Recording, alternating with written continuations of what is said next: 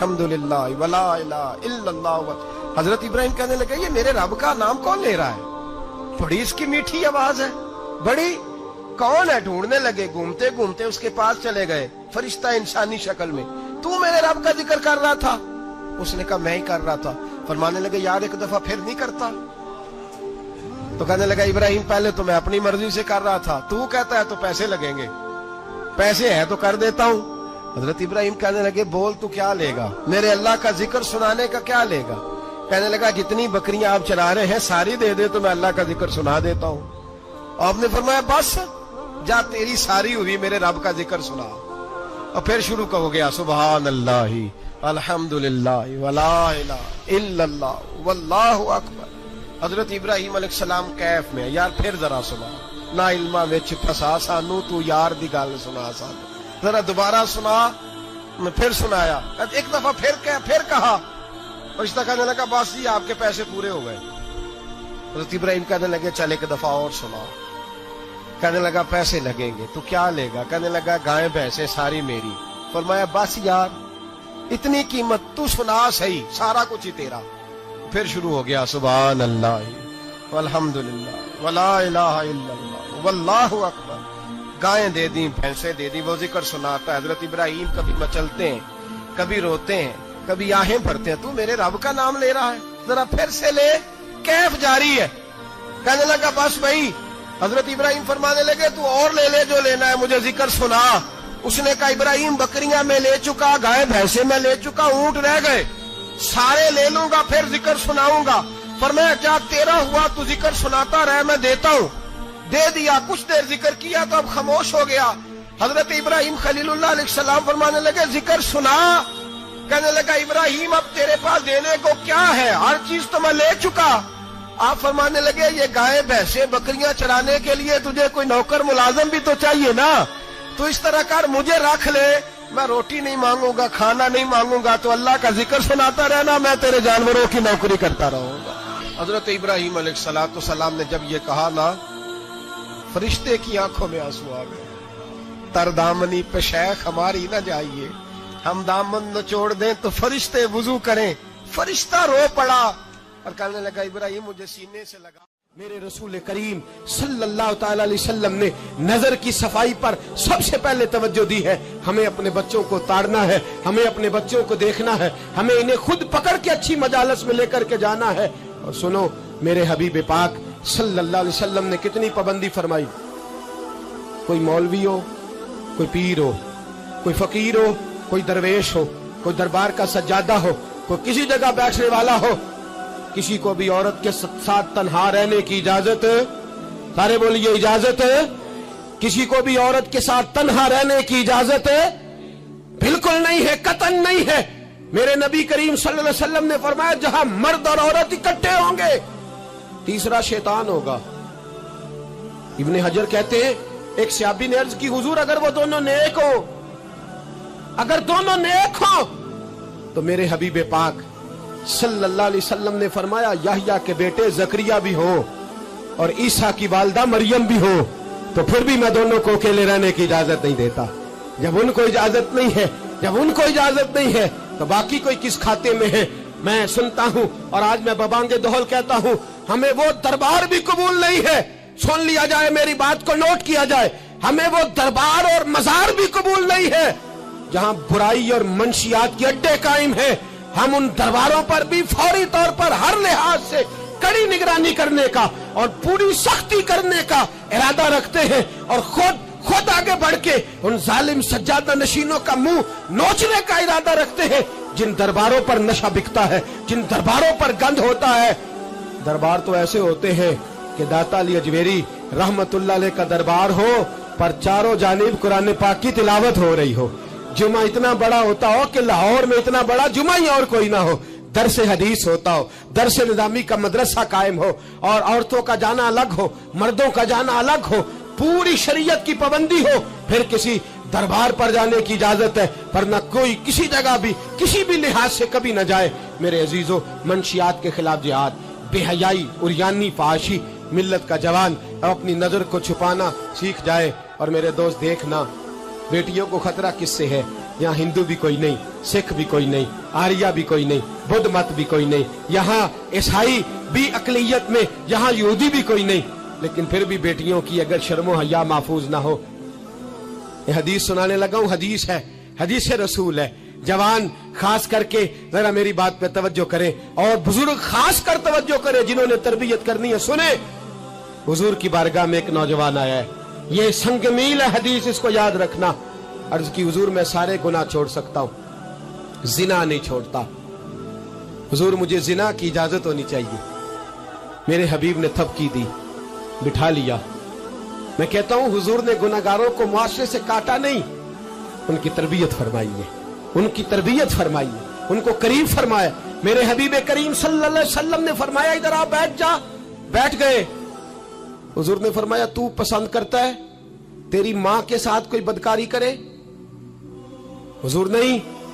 फरमाया तू पसंद करता है तेरी बेटी के साथ कोई बदकारी करे? या रसूलल्लाह मैं आंखें निकाल दूंगा। हुजूर ने फरमाया तू पसंद करता है तेरी बहन के साथ? हुजूर मैं काट डालूंगा वो हाथ जो मेरी बहन की तरफ उठेंगे। फरमाया तू पसंद करता है कि तेरी खाला फुफी ममानी की तरफ कोई ऐसी हरकत करे? हुजूर मैं काट के रख दूंगा उन लोगों को जो बात भी करेंगे। मेरे हबीब ने फरमाया अच्छा, जिसके साथ तू बदकारी की इजाजत मांग रहा है वो किसी की मां नहीं लगती, वो किसी की बहन नहीं लगती और किसी की बेटी नहीं होगी? याद रखे, मुल्ला जलालुद्दीन रूमी 1, इमाम गजाली 2, आला हजरत फाजले बरेलवी 3। बुजुर्ग मुतफिका तौर पर लिखते हैं, फरमाते हैं जो गंद के साथ दूसरे घर में ताड़ता है वो अपने घर की खैर मना ले, जो गंदी नजर दूसरों पर रखता है वो अपने घर की खैर मना ले। इसलिए कि जो जुर्म वो किसी के खाते में डालेगा वो सजा बन के उसके घर की तरफ लौटा दिया जाएगा, जो बदकारी वो किसी के खाते में डालेगा वो सजा बन के अल्लाह उसके घर की तरफ लौटा देगा। अगर अपने घर को पाक रखना चाहते हो तो दूसरों की तरफ पाक नजर रखनी शुरू कर दो। अगर चाहते हो कि तेरा घर अजीब मामला है ना, बेटे को तो पसंद की शादी की इजाजत है तो बेटी को इजाजत क्यों नहीं? अगर तेरा बेटा पसंद की शादी करेगा तो याद रखना फिर जब किसी की बेटी ये लफ्ज बोलती है फिर इज्जतों के जनाजे निकलते हैं, फिर उरियानी फहाशी का जो है वो कलक लगता है माथे पर। फिर याद रखना चारों जानिब से रुसवाइयां तेरा नसीबा होती है। अगर तू बेटी को रोकना चाहता है तो बेटे का हाथ पकड़, अगर तू बेटी को साफ रखना चाहता है तो बेटे को शर्मो हया की चादर उड़ा, अगर तू बेटियों के किरदार की हिफाजत करना चाहता है तो पहले बेटे को पाबंद शरीयत बना, पहले इसकी तरफ देख। मेरे दोस्तों, ये 5 चीजें हमारा बुनियादी नुक्ता है। एक तो अमीर गरीबों की तहकीर करना छोड़ दे, दूसरा गरीब अमीरों से मांगना छोड़ दे, तीसरा इज्जत के साथ जीना सीखे, हमें हर हाल में सूद से हराम पैसे से बचना है, चौथा हर तरफ मंशियात फैली है हमें इसके खिलाफ जिहाद करना है, पांचवा बेहयाई उरियानी फहाशी गली गली नगर नगर निकल करके इसके खिलाफ हमने बोलना है। मुझे मेरे साथी कहते हैं नौजवान महफिलों में आना छोड़ गए, वो कहते हैं हजरत साहब के सारे मौजूआत ही हम पे होते। चंद दिन पहले मैं कल्लर सईदा गया, मैं दूर के इज्तिमा नहीं देता, सफर नहीं कर पाता, मेरे पैरों में दर्द होता है, करीब करीब रहता हूँ। उन लोगों ने बड़ा इसरार किया तो मुझे जाना हुआ। मैं जब वहां पहुंचा कुछ देर मैंने बात की तो मेरे ख्याल में यही था कि जवान नौजवान कहाँ बात को सुनते हैं, ये थोड़ी मेरी बात को सुनेंगे। मैंने इरादा किया, थक भी बड़ा गया कि 20-25 मिनट बात करूंगा। 3-4 नौजवान मेरे सामने बैठे थे। अभी मैंने मुस्तफा की हदीस का रंग छेड़ा ही है। छम छम उनकी आंखों से आंसू बरसने लगे, छम छम। अल्लाह की कसम मिंबर रसूल पे बैठा हूँ, मैं अपने अंदर शर्मिंदा होने लगा। मैंने कहा यार तू कहता था नौजवान बात नहीं सुनते, तेरी मिल्लत का जवान उसे किसी ने बात सुनाई नहीं, शायद तू उस तक बात पहुंचा ही नहीं सका। अरे गुनाहगार बड़ा है पर मुस्तफा का गद्दार तो नहीं ना, ये बड़ा पापी है पर हुजूर की बात नहीं सुनेगा, नबी पाक के पैगाम की तरफ नहीं। 50 मिनट बात करके मैं लौटा। एक हफ्ते में इतने मुझे उन्होंने फोन किए, इतने फोन करने लगे जैसे तैसे भी हो आप दोबारा आइए, मुझे जुमेरात को दोबारा वहां जाना है। वो कहने लगे जौन सा वक्त कहेंगे हम रखेंगे, लेकिन खुदारा हमें सिर्फ मंशियात का नशा किसी ने लगा दिया है, इश्क मजाजी का गंदा नशा किसी ने लगा दिया है। कोई ऐसा मिले जो हमें रसूलुल्लाह के इश्क का नशा भी लगा दे, कोई मिल जाए ऐसा। अगर कोई शोएब आए मुयस्सर, कोई आए जो हमारे सीने से रगड़े। मेरे दोस्त मिल्लत का जवान जब नेक होता है तो फिर वो हजरत बिलाल अबशी की राहों का मुसाफिर होता है, फिर हजरत फारूक आजम को आइडियल बनाता है, फिर सैयदना मौला अली शेर खुदा की जानिब देखता है, और मिल्लत का जवान जब मुजाहिद बनता है तो फिर इमाम हसन और इमाम हुसैन की यादों को ताजा करता है। वो कभी इल्मुद्दीन बन जाता है, कभी आमर चीमा बन जाता है, और कभी मुमताज हुसैन कादरी की शक्ल में सामने आ जाता है। वो डट जाता है, वो डट जाता है। मिल्लत के जवान तेरे सीने से अब रसूल करीम सल्लल्लाहु अलैहि वसल्लम की मोहब्बत को खींचा जा रहा है। तुझे वापिस आना है, अपने सीने को बेदार करना है, और तुझे आलमे कुफर को बताना है कि शराब पीने वाला ही सिर्फ तुम्हें देखा है, तुमने कभी दुरूद पढ़ने वाला नौजवान भी देखना चाहिए। तुमने औरत को सारी रात फोन करने वाले जवान की दास्तानें तो सुनी है। अब हम तुझे वो वाला जवान सिखाते सुनाते हैं जो सारी रात मुस्तफा की नाते सुन के नबी पाक के मदीने। हजरत इब्राहिम के घर में 2 खवातीन हैं, एक आपकी बीवी हैं, एक हजरत हाजरा है। औलाद कोई नहीं, बड़ा मेवा है मीठा। घर वही आबाद होता है जिसमें बच्चे रोते हैं, घर होता ही वो है जिसमें बच्चों की चंचनाहट होती है, भिन बनाहट होती है। हजरत इब्राहिम ने एक बच्चा रोते हुए देखा तो आंखों में आंसू आए, कहने लगे रब्बी हबली मिनस सालिहीन, या अल्लाह मुझे भी नेक औलाद अता कर दे। हजरत सारा ने सुन लिया, कहने लगी इब्राहिम शायद मेरे बतन से तो आपको नसीब नहीं, हाजरा से निकाह कर लो। नाबे हाजरा से निकाह हुआ। अल्लाह तो बड़ा बेनियाज है। रब करीम ने हजरत इस्माइल जैसा खूबसूरत बेटा अता फरमाया।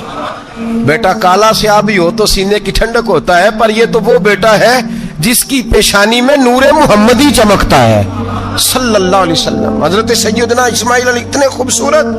अब जिस बीवी के यहाँ बेटा था, बैठना उठना भी ज्यादा उसके पास, आना जाना भी उसके पास, तवज्जो उधर हो गई।